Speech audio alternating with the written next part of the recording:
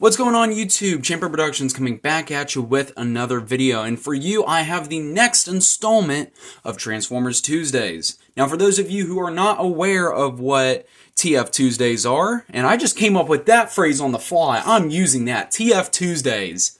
Oh yeah, I'm on a roll right now. But for those of you who don't know what TF Tuesdays are, basically what I do is each week I let you guys, the audience, pick out a Transformer figure to review through a YouTube poll. I'll post that video, then the day of that review going up will be another YouTube poll allowing you to pick next week's review. And this week, you guys really wanted to see a Transformers Prime Shockwave. Now, for me personally, I'm happy to see the Transformers Prime community kind of wanting to see this guy reviewed because I love Transformers Prime. That was my jam. I absolutely love that series, and it bothers me that Netflix took all the seasons off except for the first. Come on now. Don't be disrespecting us like that. But hey, you know, we got Shockwave on the review table ready for this week, and as we can see, this is the Voyager class version from the Beast Hunters line. And this dude, I'm gonna be honest, talking about Shockwave from the show, he was an absolute beast. I mean, he was an incredible character. Kind of angle my camera upward here. Now, the figure here definitely is not without its flaws, obviously. The tank mode here is very Cybertronian. He never really adapted an Earth mode in the show. He didn't really need to adapt a Earth mode, and I don't blame him. When you turn into something this cool looking, yeah, no, you go right on ahead. You do you, boss. I ain't going to say nothing to you. But, you know, obviously, there are a few different issues with this figure here. My copy here, definitely has seen a lot of use throughout the years. So, yeah, not the best condition, but hey, you know, I still have it. And this was my first ever Transformers Prime figure, so this just hits the nostalgia spot for me beyond what words can say. And I gotta say, it's nice. It's nice. Transformers Prime was a good show. And as we can see here, the tank mode, for the most part, looks absolutely incredible. We can definitely see he's got some exposed robot head. I mean, just kind of sitting out the back of the tank mode here, but it's fine. Just don't pay any attention to it. It's meant to be like little spikes and stuff, but I mean, it's just his head sitting there. But, you know, I like the pink that they used for the windshield here, even though that's not technically show accurate. That whole piece would have been black. And if I'm not mistaken, they did do a Takara Tomy repaint of this, and they did fix kind of like the paint inaccuracies. I can't remember if they fixed that or not. It's been a hot second, but I will say he did get these little Predacon bones. They're like these little rubber pieces that you can snap on to Shockwave in his tank mode. A really cool concept. You just have these little pegs here, and they kind of just pop on to the front of the tank. If I can get it to do it. Come on. Come on. There we go. Got one on. And then you kind of just snap the other on, just like so. Here we go. And then this one right up here snapped onto the windshield of the tank mode. Obviously, this is a form Shockwave never acquired during his time on screen.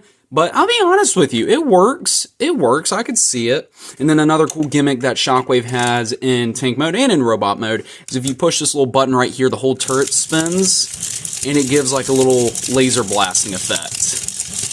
Now, I absolutely love this gimmick. I am surprised it is not broken on me yet because I have worn the brakes off of it just because it's so much fun to mess around with. And truth be told, we don't get gimmicks like that on figures anymore. Name the last time Hasbro made something like this.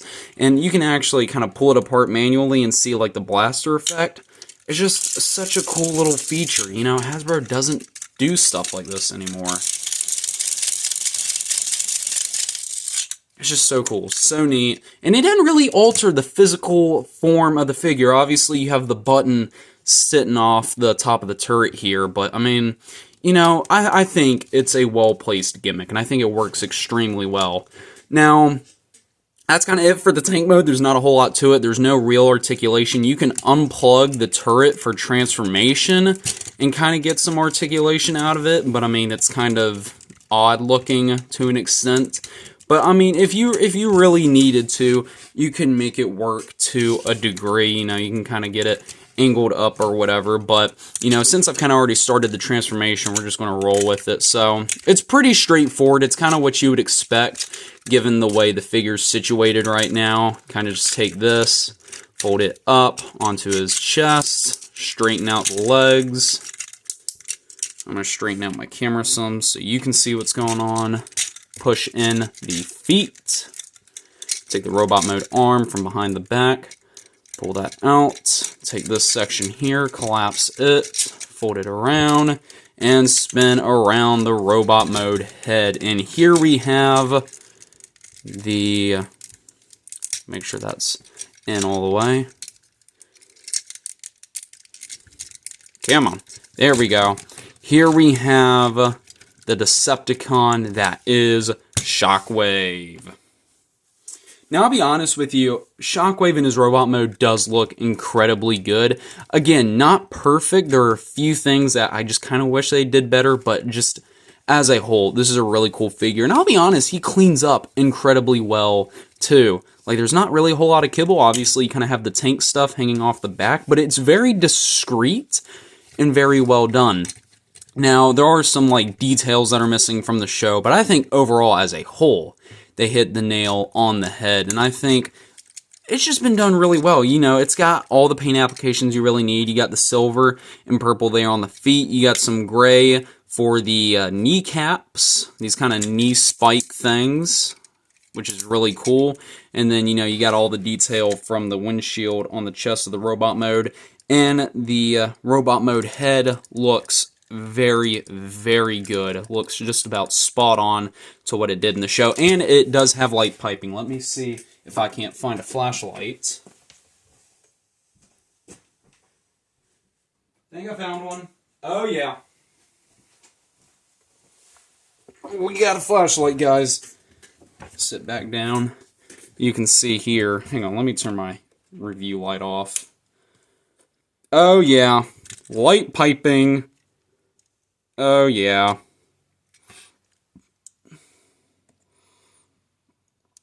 That looks so cool. I love that. I love that. And like I said, they don't do stuff like that anymore. This whole section is cleared out just so it can have light piping and he can look all evil and stuff. So just a cool little thing they don't do anymore, and the reason why I kind of love Transformer Prime figures. So, kind of turn my review lights back on here. Taking a look at the articulation and stuff, you know, the head is on a swivel back and forth. You know, you don't really have any up and down movement. Arms can rotate full 360, bicep swivel. Arms move outward. These little shoulder pads here on a spring, which is really, really nice. You get elbow bend at this arm. You get the bicep rotation. You have a inward joint here at the hand. It's technically on a ball joint, but I don't really want to force it for anything, but I mean, you do have this movement here, so not really sure what that's for. Articulation in this arm is pretty much the same all the way up to the bicep. You have a bicep swivel here, and then a lower kind of bicep. It's right below the elbow, but then the elbow does bend a little less than 90 degrees, and then, you know, you get all the same articulation that you did before, so nothing really changes there other than the fact his arm's a giant cannon. And then we move down to the legs here. The legs, you know, you get forward movement, backward movement, outward movement, thigh rotation, knee rotation, ratchet knee joints, and then you kind of can fake a little bit of ankle movement, but it's really just for transformation. But yeah, another cool feature about this figure here in robot mode, in the show, Shockwave had like this hose that connected to his back to the cannon. Well, neat thing is, and genius ingenuity, had Hasbro take the tank tread, and it's very difficult to get out. But when you do, you can take the tread here and turn it into, like I said, it's not easy to do because I have fat fingers. There we go. You take the tank tread here, kind of collapse all that back up. I just needed room to work. And you take this and plug it into Shockwave's cannon, and voila. I said voila. Tab into place. Oh, come on now. Being a jerk. Come on. There we go. Voila. And you can have Shockwave with the cable kind of connecting to his back, which I think is an awesome detail. That is just really, really well done. It kind of creates for some problems trying to pose him because the cable it's definitely molded in one place, but if you can kind of fake a pose, you know, kind of get him maybe act like he's walking in a specific direction, maybe have it aimed out. There we go.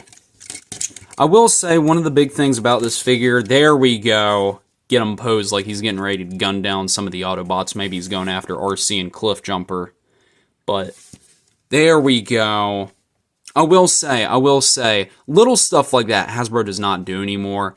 And one of the things that this figure definitely kind of has a downfall on is the ratchet joints. I don't know why, but they used ratchet joints in the leg hip, so it's either he's standing straight or he's got like a cowboy stance, you know, like his legs are just spread super far apart like that. And that's the one thing I've never been too crazy about with this figure. But you know, you can still kind of pose him around and get him thrown up on the shelf. Kind of situate the camera real quick. Actually, you know what? That may be thumbnail material. Let's see. Oh yeah. Oh yeah. Maybe straighten him out a little bit. Oh yeah, that's cool. That's cool. Come on now. And then you can have him using the laser cannon gimmick. Oh yeah.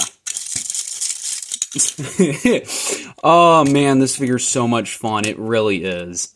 It really is. I love Transformers Prime figures. Who knows, maybe you get another one up on the roster for next week's vote, and we'll see. Maybe, just maybe. We'll see. But you know, this guy is just a lot of fun. He really is. And then you can actually put the Predacon stuff, the bones and whatnot, on the robot mode here. So I'll show you what that looks like.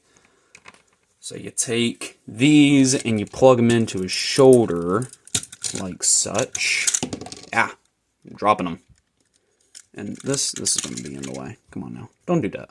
Don't be in my way. There we go. Is that how they're supposed to go, or are they supposed to go the other way around? I can't remember. I think they're supposed to go the other way around. Yeah, that's more like it. Okay, I'm doing them upside down. That explains it.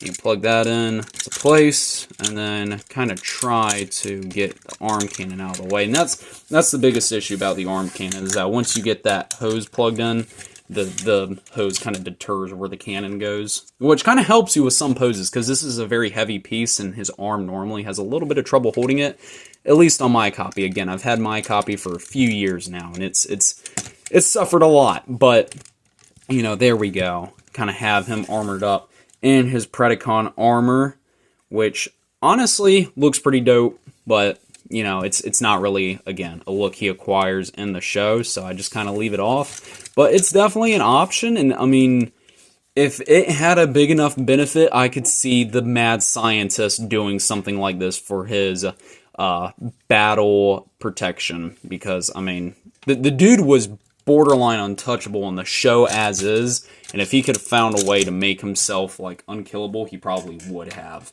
But anyway, that's been my review of the good old Transformers Prime Shockwave. So, what did you guys think? Let me know down in the comment section below. Did you like Transformers Prime? Kind of wish they'd bring stuff back? Me personally, I was thrilled to hear when they were doing the 10-year anniversary figures. I wasn't able to get my hands on one at the time, but I'm heavily considering going back and getting the Megatron 10-year anniversary re-release of that figure.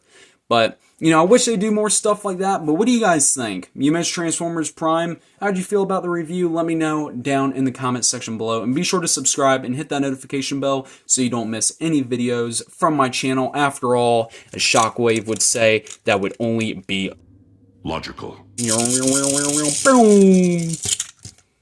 I am a literal child at heart. I'm sorry.